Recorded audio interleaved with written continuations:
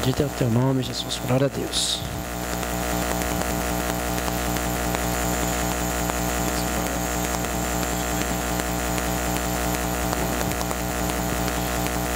Glória a Deus. Meus irmãos, a paz do Senhor. Evangelho de Jesus, segundo escreveu o Dr. Lucas, capítulo de número 18, parágrafo de número 18. Glória a Deus. Evangelho de Jesus, segundo escreveu o Dr. Lucas, capítulo 18, parágrafo de número 18.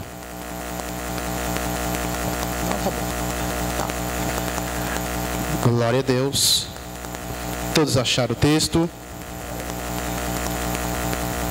Diz assim: e perguntou-lhe um certo príncipe, dizendo: bom mestre, que hei de fazer para herdar a vida eterna? Jesus lhe disse: por que me chamas bom? Ninguém há bom, senão um, que é Deus. Sabes os mandamentos?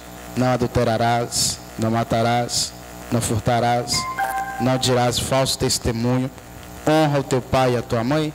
Disse ele: todas estas coisas tenho observado desde a minha mocidade. E quando Jesus ouviu isso, disse-lhe: ainda te falta uma coisa. Vai, vende tudo quanto tens, reparte-os pelos pobres, e terás um tesouro no céu. Depois, vem e segue-me. Mas, ouvindo ele isto, ficou muito triste, porque era muito rico. Amém? Você pode se assentar, adorando a Deus.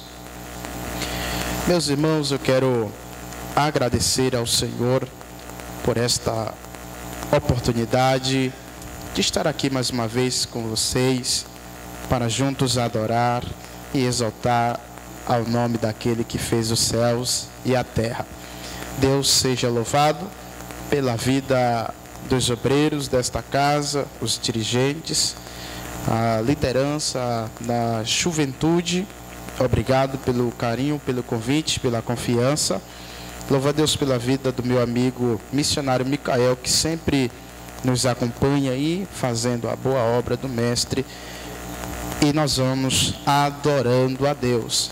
Deus abençoe esta juventude linda. Vocês são vasos preciosos para Deus. Deus escolheu a você. Por isso você está aqui essa noite. Se não fosse a mão de Deus, como já foi louvado aqui, você não estaria aqui. Mas grande é o poder que há nas mãos do nosso Senhor e Salvador Jesus Cristo. O próprio Deus, ele chega para Jeremias, lá em Lamentações, capítulo 3, versículo 22. Ele chega e vê Jeremias chorando, vê Jeremias passando o pior momento da história do ministério do profeta. E Jeremias está se lamentando, lágrimas de sangue.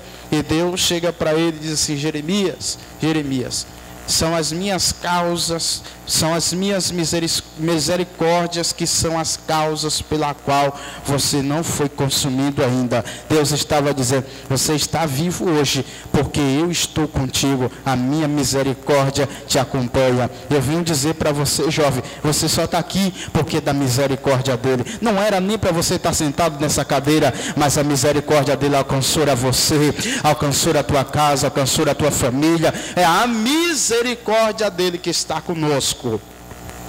A Bíblia Sagrada nos mostra a obra redentora de nosso Senhor e Salvador Jesus Cristo. Você e eu que é leitor da Bíblia Sagrada, você sabe que Deus, ele enviou o seu Filho amado a essa terra com um propósito de salvar, perdoar os pecados da humanidade. Ora, à vista, a Bíblia diz que Deus tinha e tem até o dia de hoje um povo escolhido, chamado povo de Israel.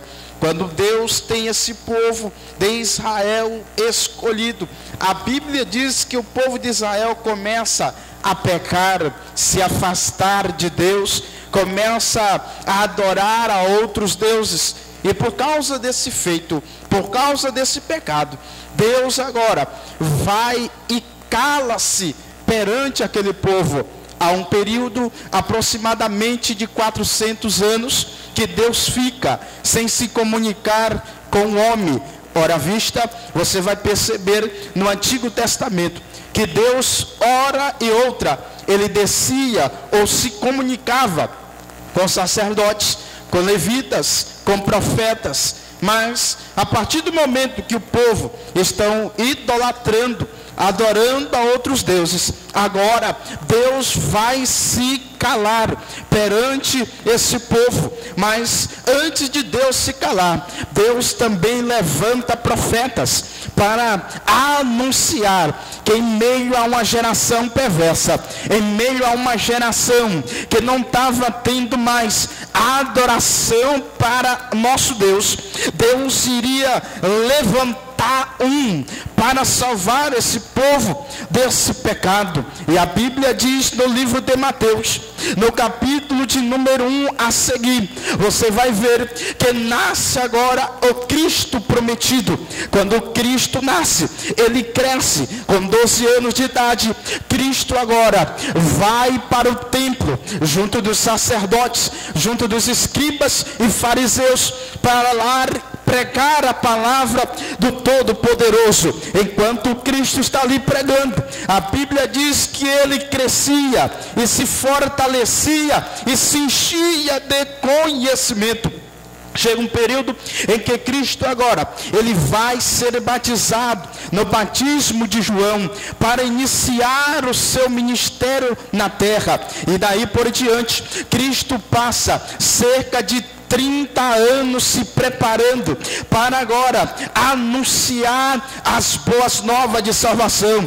Quando Cristo está preparado para assumir as boas novas de salvação, você vai ver Cristo operando milagres, você vai ver Cristo libertando vidas que estavam cativas no pecado. Você vai perceber que Cristo, ele libertou vidas que estavam cativas nas coisas do passado para vivenciar algo novo. A Bíblia diz que Cristo está ensinando acerca do reino dos céus. De repente, em uma dessas vezes que Cristo está ensinando acerca das coisas do céu, aparece este jovem.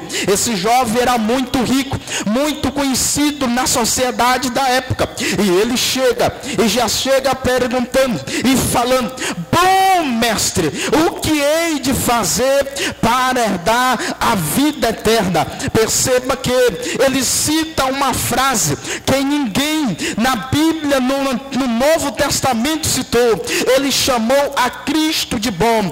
Porém, Cristo olha para ele e diz: por que me chama de bom? Agora te faço uma pergunta: por que Cristo não aceitou aquele jovem chamar ele de bom? Sabe por quê? Porque bom é um que é Deus. O único bom se chama-se Deus. Pregador, porque o único bom é Deus. Perceba uma coisa: na cultura judaica, a pessoa, para se tornar bom, ele tinha que iniciar uma obra e tinha que concluir esta obra. Me prova isso, pregador.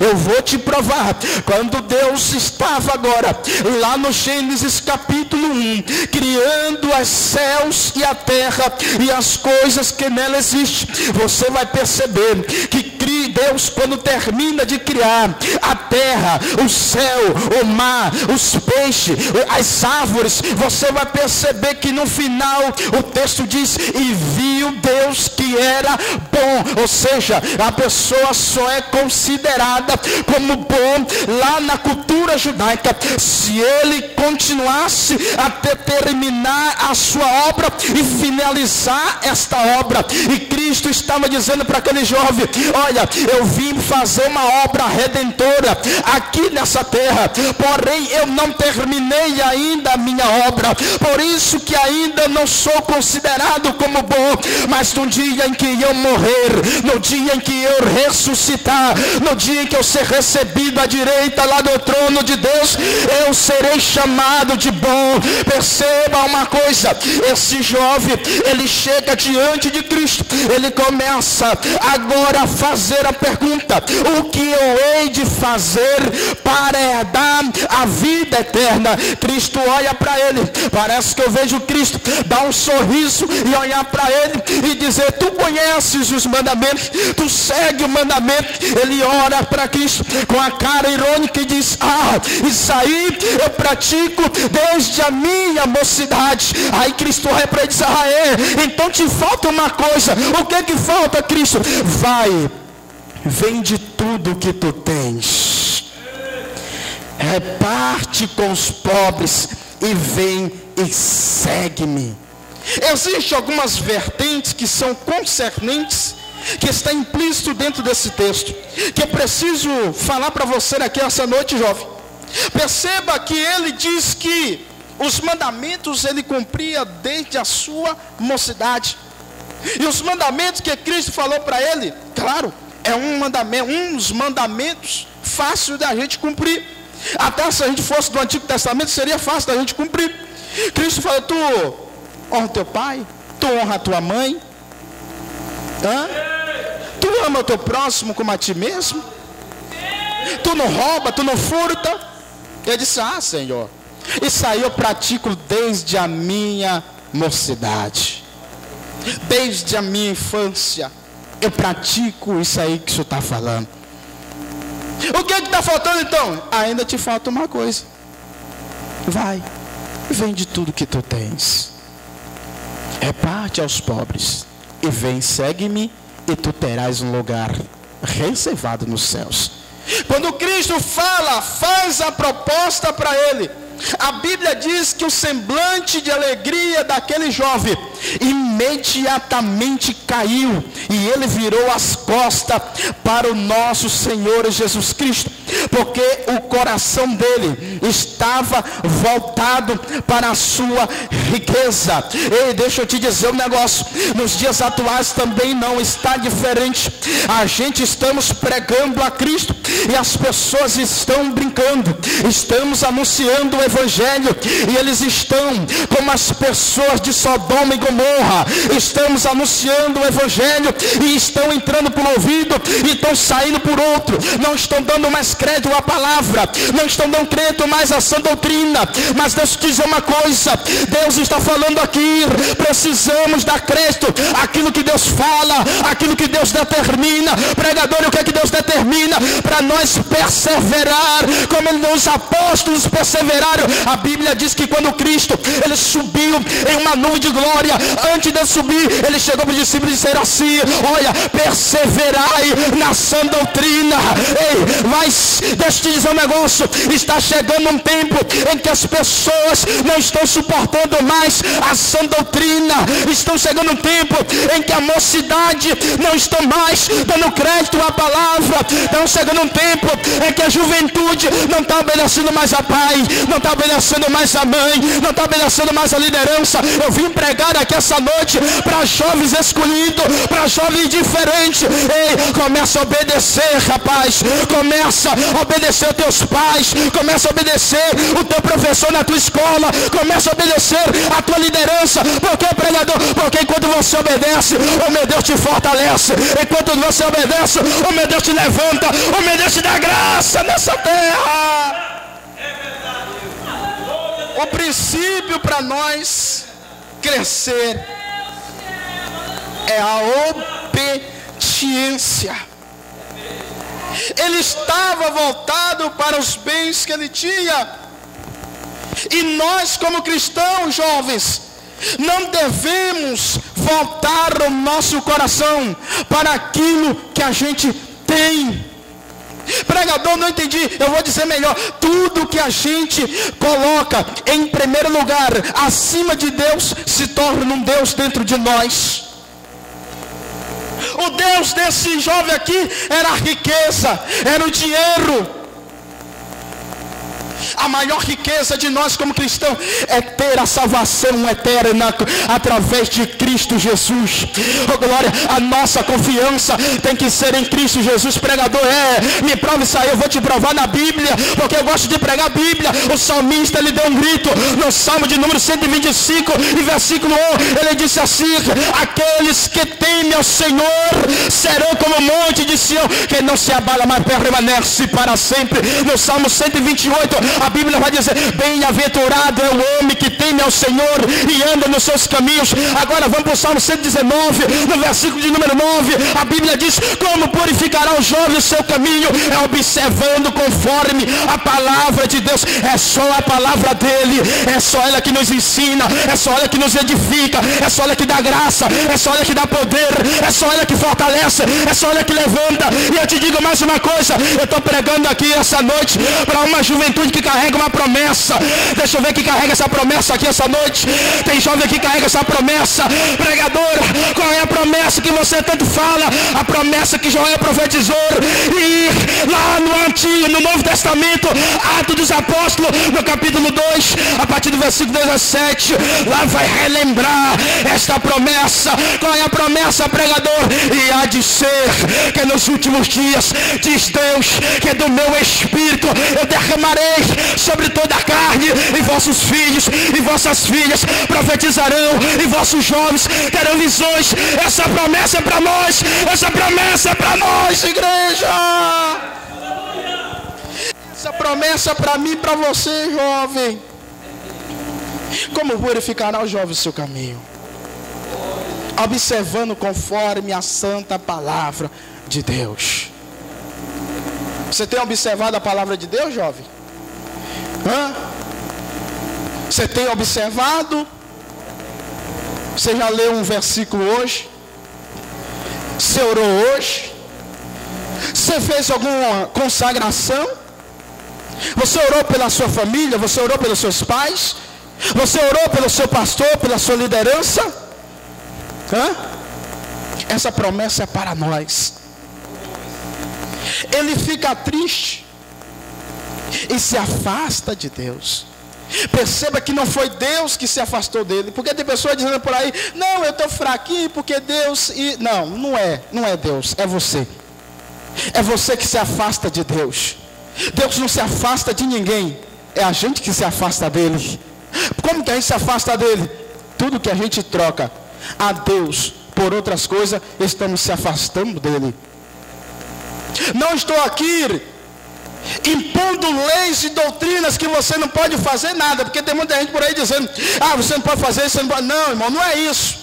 Eu estou dizendo que você é escolhido, e escolhido ele é diferente. Ele é diferente na escola onde ele estuda, ele é diferente na cidade aonde ele passa, ele é diferente quando está em quatro paredes, ele é diferente quando está com o namorado, com a namorada, ele é diferente quando está andando na rua, ele é diferente do jeito de falar, ele é diferente. Eu não consigo entender uma juventude desse século 21 que diz que tem compromisso com Deus, mas ele não se volta para Deus. Eu não consigo entender uma juventude que diz que tem compromisso com Deus, mas ele não dá glória, ele não dá um aleluia.